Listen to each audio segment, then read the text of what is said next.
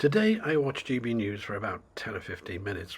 I took a break from gardening, came in, and there it was, climate change yet again. And there it was, a meteorologist who claimed to be, if you like, an expert. Oh, I wish I could be the one on the other side of the table to him. Oh, I wish I could be there to actually argue.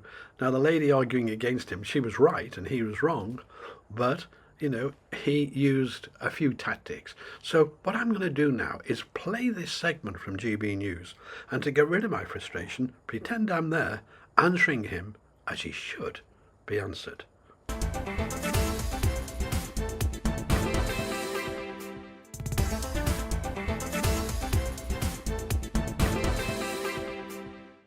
Yay! The background is back. I love this background. I really do. Right, welcome on board. If you've just joined me, welcome. It's coming up to 27 minutes after 3 o'clock. I'm Nana Akwe. This is GB News on TV, online and on digital radio. Now, it's time for climate control. MPs have issued a stark warning that Britain will not be able to keep the lights on using just green energy.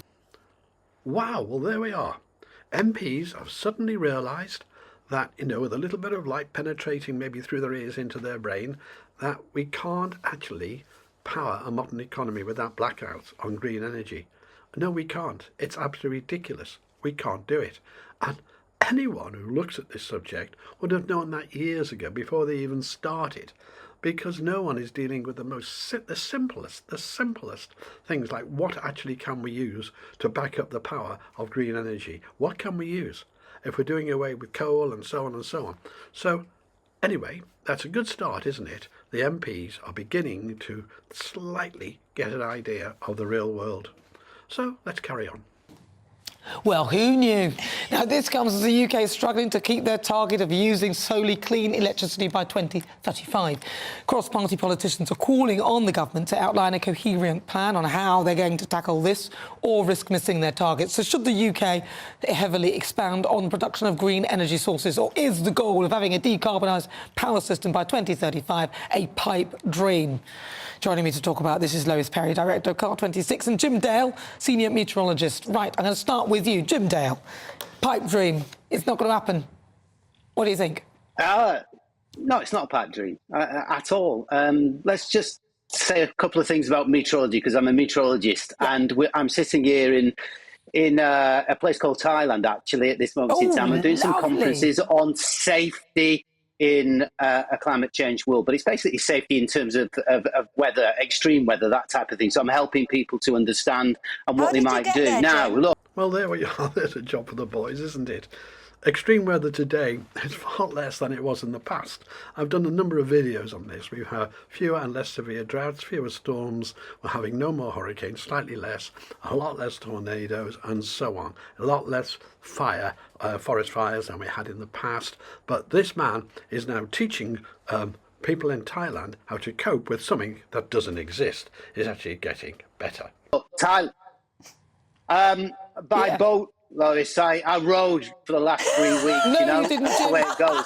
You took a plane, Jim. You took a plane. You polluter. You CO2 emitter. I offset. Look, nobody's saying don't fly. Nobody in my side of the world is saying do not fly. You may laugh. Look, at the end of the day, that's not the argument. Let's make this absolutely clear. Nobody's saying don't eat beef and don't do this. They're saying limit what you do and offset what you do, which is I offset my CO2. Hopefully the airline will do what they need to do and take that CO2 in a different direction.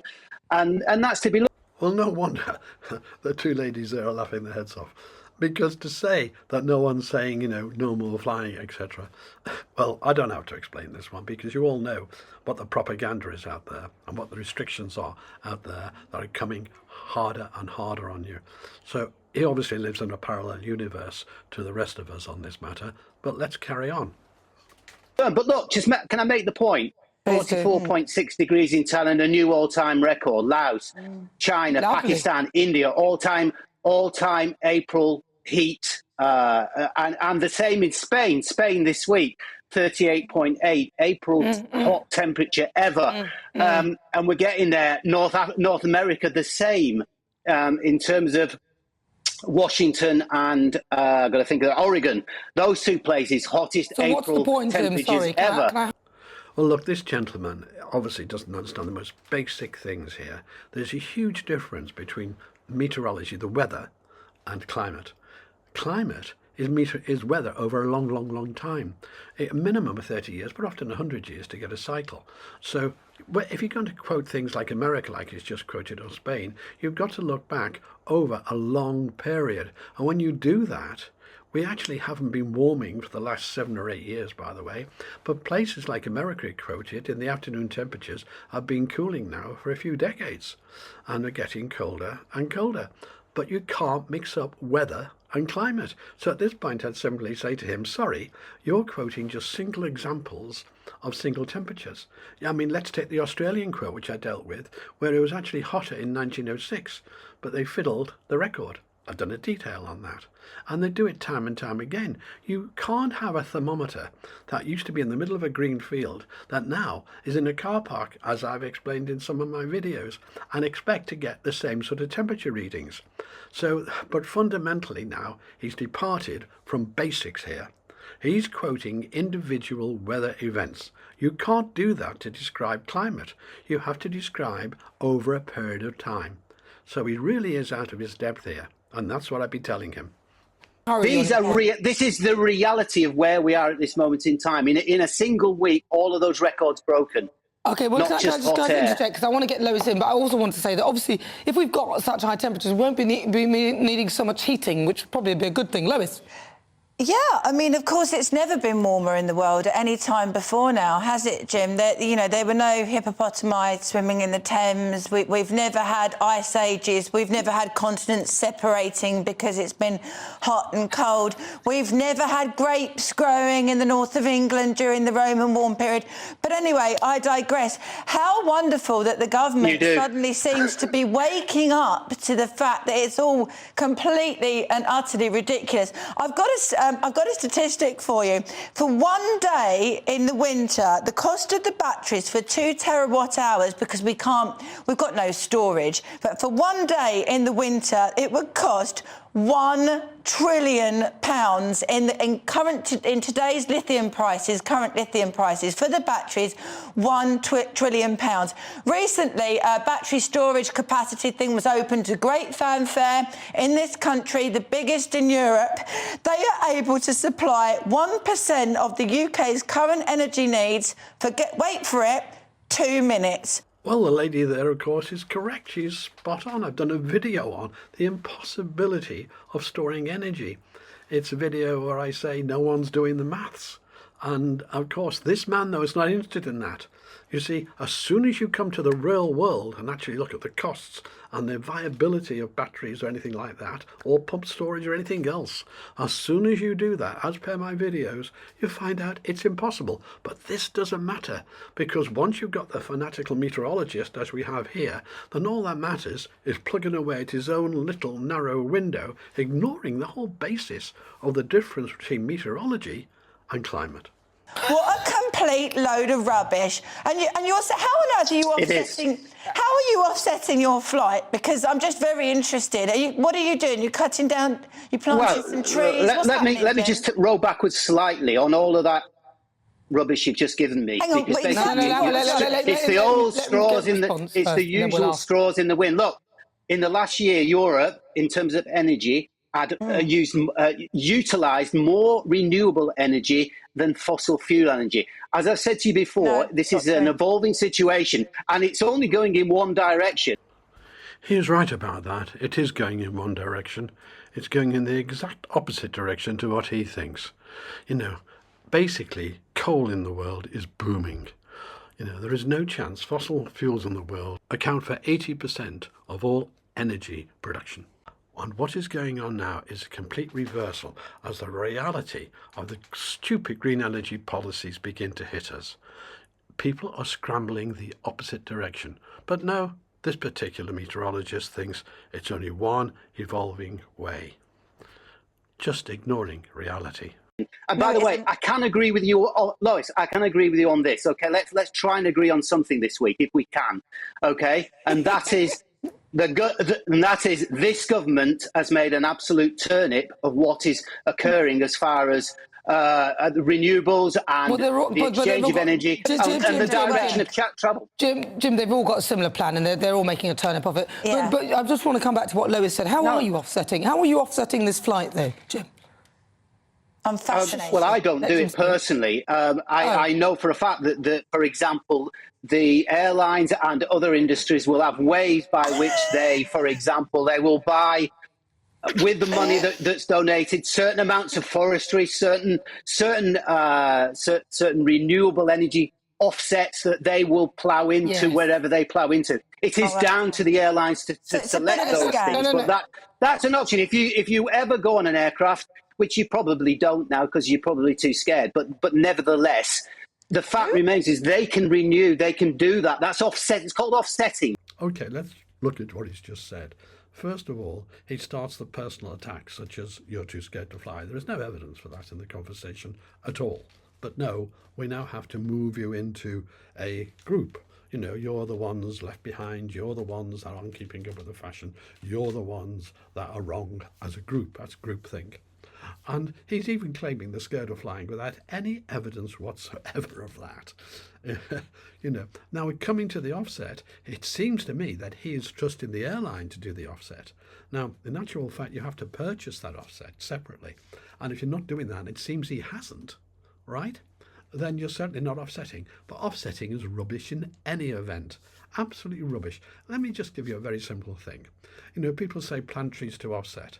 If there's a climate emergency, such as in Wales here, we've declared one, and many countries have, 10 or 12 years, climate emergency, then you certainly can't afford to plant trees and wait 20, 30 years for them to grow to replace it. What you've done is immediately increase the CO2.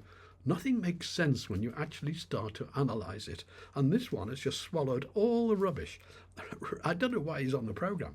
That's what it's about. So it's a step in the right direction. It's not the full answer. It is, yeah. It does seem like one of those big scams. I mean, I have read about it. Why would I be too scared to go on an aeroplane, Jim? No reason. Just because you seem to be scared of the world at this moment in time. I'm not scared. I'm not scared at all. We've been there. You are the person that's a member of an Armageddon in any shape or form. You seem to be scared of moving forward. Now, the assumption here is his camp, his groupthink is moving forward, and you're not. You know, don't get left behind. He's almost wanting you to join a fashion, not science, not evidence. In fact, in their world, science and evidence have got no part of it. It's all scare tactics and groupthink. But, you know, it's becoming personal. It's got nothing to do with the actual science and evidence for his case. And actually, I'm sure he's incapable of putting anything, because he doesn't even begin to understand the difference between weather and climate. I'm not scared of anything at all. Very, very little scares me, Jem. Apart from all of these terrible fears that have been put into children. I'm scared for children because they honestly think that the end of the world is nigh. There's no religion and it's been replaced with the cultism that you promote. But I actually don't, you know... Go on, sorry. Lois, let me say, I don't preach cultism. I preach the science that I come from. I'm a meteorologist. You may be a meteorologist, but you really don't argue in a scientific way, do you? You argue about groupthink, you know, you're being left behind, you're scared, you can't fly. These aren't the arguments of a scientist. A scientist deals with the evidence and the facts, the science. And this man doesn't. This man almost, you know, insults anyone not being kept up to date with the big movement, which when you analyse this big movement, it's fake. It's the king's clothes. He's naked. And the green energy policies are becoming more and more naked. They've always been naked, but people are seeing just how naked they are. Well, this man may be a meteorologist, yeah, but he's not a scientist in any way, because he's not arguing science. He's arguing groupthink. He's arguing join my club, join my fashion. You're being left behind. You're scared of flying. This is not the way a scientist talks. He is the opposite of what a scientist would be. And he doesn't even know the difference, as I've said many times, between weather and climate. That he hasn't got the fundamentals. Now, you tell me, how are you qualified in climatology, meteorology, or any associated science? Of course, this had to happen. What this is called is an appeal to authority. Don't let's argue the details. Don't let's argue the evidence of the science. Let's just appeal to authority, and my authority is better than yours. This is not acceptable in science. So let me just quote some scientists to you and what they think about appeals to authority. It's a dirty tactic. A central lesson of science is that to understand complex issues, or even simple ones, we must try to free our minds of dogma and to guarantee the freedom to publish, to contradict, and to experiment. Arguments from authority are unacceptable. And yes, indeed, arguments from authority is what this gentleman is doing here. And it's an unacceptable trick and is not scientific at all. Now, that's what I'd have said to him. I'd have said, I'm sorry, I'm not going to accept arguments from authority because they're meaningless. It doesn't actually deal with the issue. I'm afraid the ladies here fell into the trap of discussing it. But they're in the right, and this gentleman is very much in the wrong, displaying very unscientific approaches right the way through this interview. You tell me how you are. You're not a climate Because I am. you're not a physicist. Well, hold on, he's asked you a question. How are you qualified? I'm qualified in so much as Greta Thunberg, and also in so much as Sir David Attenborough, and also in so much as almost every single politician that spouts this complete and utter globalist agenda nonsense. I'm very lucky my organisation has a huge number of advisors, including physicists, geologists, and also engineers and members of the RSA. Most of them absolutely final word to faked. Jim, But if final you're word on to a Jim. level with David Attenborough, I'll eat my hat, to be honest with you. Well, I'm as Lois, look, qualified one day as we'll him. have a drink together, we can discuss this. But Why do you keep asking me out you know, for you on a level drink? with David Attenborough? He's been polite. Are you He's sure? been polite. Well, listen, I think on that bombshell, on that lovely invite of a drink, which I suspect Lois will accept. Jim Dale, thank you very much, and Lois Perry, great to talk to you. That was climate control. Wow. Well, there we are. At least it got rid of some of my frustration making this short video. By the way, David Attenborough certainly got a lot of things wrong. He got the Great Barrier Reef wrong. He was reporting it's dying very dramatically when it's the healthiest it's ever been. Fact, not just by the one scientist, by a whole team. Also the walruses that were being driven off the cliffs, in truth, by the polar bears. Easy picking. Instead of fighting with these monsters, they simply drove them off the cliffs, they tumbled down, died, and they went around and ate them. When all the video evidence of this was produced, he didn't retract the claims he'd made, which were totally wrong. And of course the truth is the walruses were so popular, had such a good time, that there wasn't enough room for a lot of them on the beach, so they had to find themselves doing their breeding all the way around and up the cliff. So they had breeding, if you like, at two levels, multi-story walrus breeding. Why? Because it's so healthy, the population, the exact opposite of what the alarmists were portraying at the time. So there we are. I feel better now that I've made this. It just frustrates me watching television all the time. Bye.